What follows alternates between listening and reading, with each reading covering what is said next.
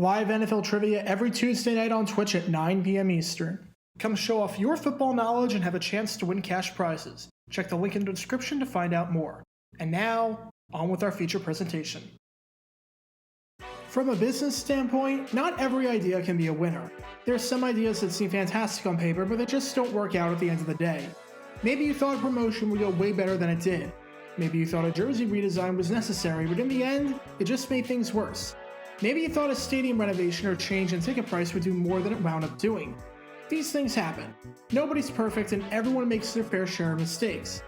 However, there are some ideas where you just have to ask yourself, by God, what on earth were they thinking? You didn't seriously think this was a good idea and would actually work, right? In the over half-century-long tenure as the owner of the Houston Oilers and Tennessee Titans franchise, Bud Adams had his fair share of these, especially when the 90s rolled around and he bungled just about everything. Your Name Tree had some great videos of that, which I will link in the description. But perhaps the stupidest of all of these moves that had no shot at working and is laughably bad came in 1974. On May 25th of that year, Adams sent out a newsletter to Oilers fans and personnel with two goals in mind. And the letter was so bad that he failed both of these goals miserably, and it's not at all hard to see why. This is the story behind what might just be the dumbest move of Bud Adams' career.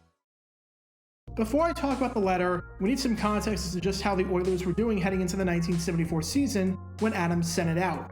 Normally, context helps us to understand why someone did something, but in this instance, it will help us to understand why Bud Adams was an absolute idiot. The Houston Oilers had been on the decline for a while. Once a proud AFL franchise that had won the first two titles in league history and made it to the championship in each of the league's first 3 years, those days were long gone by the time the merger happened.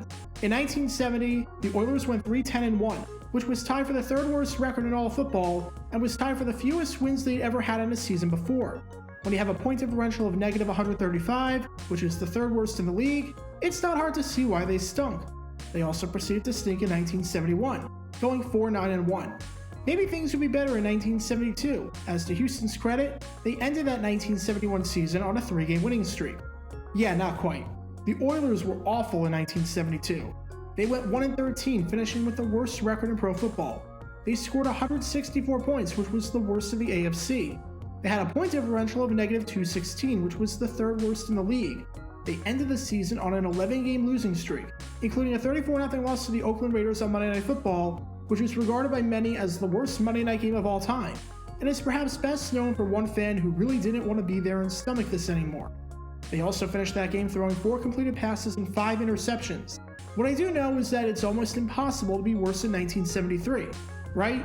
There's nowhere to go but up. Except the Oilers, in all of their ineptitude, may have found a way to be even worse. If you thought that 1972 was the low point, oh no. 1973 was something special to say the least. Once again, the Oilers went 1-13.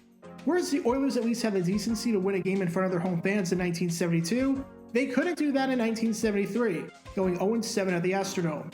In 5 of those 7 home games, they lost by multiple possessions.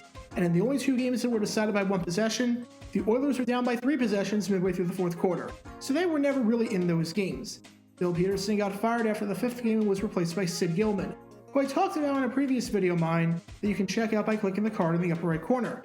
When the 1973 season ended, the Oilers had lost 24 of their last 25 games dating back to the previous year, and they couldn't do anything right.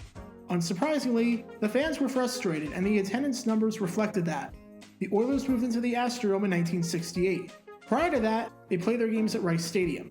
Over those first 5 seasons at the Astrodome, the attendance numbers were pretty consistent, hovering steadily above 40,000. In 1973, you saw a 25% decrease in attendance to what was easily their worst figure since moving into the facility, as the team averaged just over 31,000 fans per game. Owner Bud Adams understood the fans' frustrations, and obviously, he was just as unpleased about what was happening.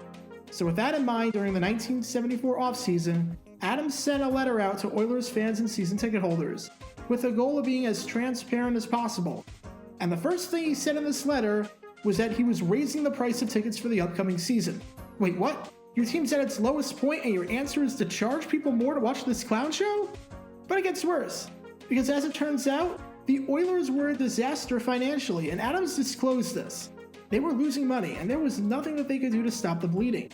Adams said in the letter that the players' salaries were on the high side, which would lead any rational person to believe that they're going to try and shed some contracts, depleting the team that lost 24 of the last 25 games of any existing talent whatsoever.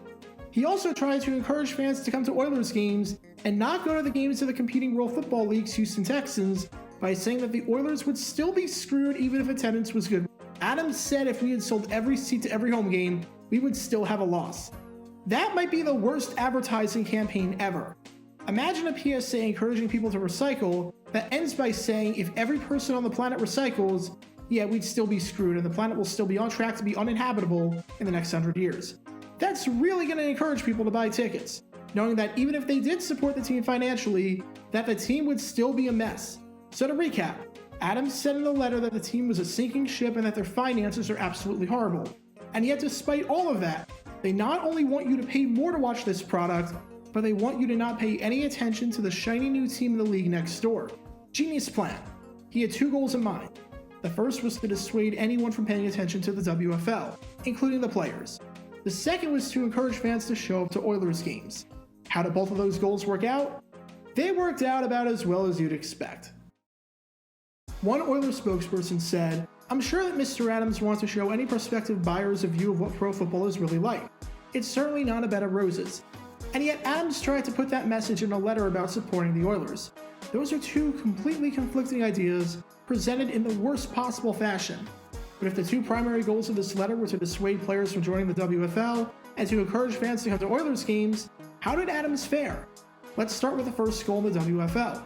If you were a player and you saw that your owner put out a letter that had the message of "We are a financial mess, please do not ask for more money because we do not have any more money," would you want to stay? Unsurprisingly, a ton of Oilers players jumped ship. A whole bunch of players decided to compete in the World Football League and abandon what seemed to be the NFL's version of the Titanic. Before I talk about these players, I want to emphasize this. A ton of the financial issues that the Oilers were having were entirely their fault. In an amazing bit of irony, the Oilers were fined $15,000 by the NFL for having too many players on the payroll. The team allocated $60,000 for filming expenses and wound up spending $85,000 on that in 1973 and $100,000 on that in 1974. The Oilers were on their fourth head coach in the last 1,000 days. They spent $10,000 bringing 7 striking players to training camp and then immediately cutting them once they got there. It was almost comical how bad they were at managing their finances. But getting back to the WFL, offensive tackle Booker Brown, who the team drafted in 1974, decided to spurn the Oilers to play for the Southern California Sun. Running back Paul Robinson, quarterback Ed Hargett, and offensive tackle Levert Carr were in the process of leaving the Oilers to join the rival football league. And of course, there's defensive end and the number 1 overall pick in the 1973 NFL Draft, John Matuszak, who left the team after just 1 year to join the Texans. This led to a bizarre and hysterical situation that sums up the entirety of the WFL, where Matuszak played 7 snaps in a game against the New York Stars before being hit with a restraining order by Bud Adams, preventing him from playing in the remainder of the game. They tried to issue the restraining order before the game, but couldn't get it to leave the sheriff's office in time, so Matuszak got served in the middle of the game and then proceeded to wave the piece of paper to the crowd, who was completely confused as to why he wasn't playing anymore. If one of Bud's goals was to prevent his players from jumping ship to the WFL, oh boy did that not wind up working at all. The other goal was to drum up fan support for the Houston Oilers. By raising the ticket prices and letting the fans know that the team was a mess and that even with your support, we'll still probably be a mess, that was meant to get fans excited to come back to the Astrodome. To the shock of no one with more than 3 brain cells, amazingly enough, that did not happen. The first preseason game that the Oilers had in 1973 drew 45,775 spectators. The first preseason game that the Oilers had in 1974 drew 15,501. That's it. A decrease of over 67%. Now you might say that the strike had something to do with this, as there was a nasty and well-documented player strike taking place at the time. However, that doesn't explain the fact that the Oilers drew a smaller crowd than any other team in the NFL that preseason week. And it also doesn't explain that when the season started and there was no strike and everything was back to normal, the attendance numbers were still abysmal. Their season opener against the San Diego Chargers drew just over 25,000 fans. Whereas the team's average attendance in 1973 was over 31,000 fans per game, over the Oilers' first 4 games of 1974, they couldn't even record a single attendance figure above that threshold. To give you an idea of how bad things were, Here are the attendance figures after the first 4 games of each season since the Oilers moved into the Astrodome in 1968. For the first 5 years, that number was easily above 43,000. In 1974, it was just over 27,000. Attendance rebounded later in the season after the Oilers went on a surprising winning streak after they played their in-state rival, the Dallas Cowboys, which led to a game actually selling out thanks to the visiting fans, but it was still atrocious. It's amazing just how awful this newsletter by Bud Adams wound up being. Through all of the mixed messages, whatever on earth Adams was trying to accomplish failed miserably. At least the Texans wouldn't be in the WFL anymore, as we moved to Shreveport in the middle of the season, though the Oilers in this letter had nothing to do with that whatsoever. So to any owners who happen to be watching this video for some reason, a word of advice. If you're gonna send out a letter to your fans, don't do what Bud Adams did. It backfired spectacularly and for good reason. Adams did a lot of dumb things as an owner, but this letter from 1974, well, that just might be the dumbest one of them all. Be sure to like this video, ring the notification bell, subscribe down below if you haven't already, as it helps the channel out a lot, and be sure to check out Twitch every Tuesday night at 9 p.m. Eastern for your chance to play NFL Trivia and win cash prizes. Link in the description below. If you want to see videos like this condensed down to 60 seconds, then follow me on TikTok at Jarrigator9 and subscribe to 60-second NFL History on YouTube. To see highlight videos of players throughout the history of the NFL, subscribe to JG9 Highlights.